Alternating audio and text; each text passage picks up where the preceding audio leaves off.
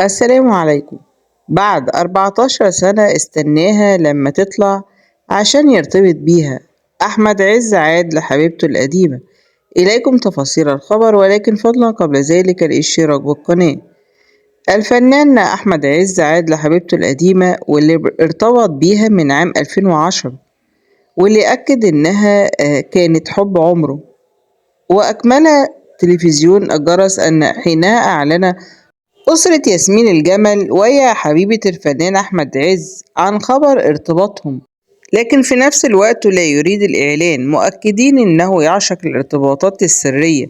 وبعد مرور أكثر من 14 عام بعد زواج ياسمين الجمل من تاجر العربيات محمد زكي، وبعد انفصالها منه، عادت من جديد للفنان أحمد عز، ولكن الفنان أحمد عز لم يعلن ارتباطه بها.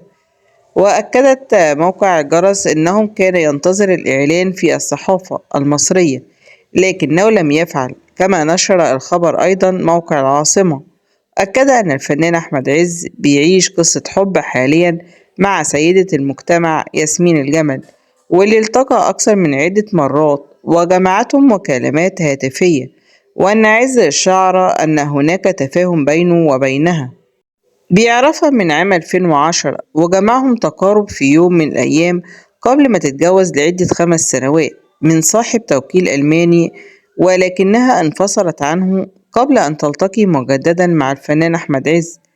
ولفت ثنائي الأنظار في حفل زفاف ابنة المنتج محمد السعدي على نجل منصور عامر، وعرفها على العديد من أصدقائه، ومنهم الفنانة الكبيرة يسرا، واللي التقت معه عدة صور.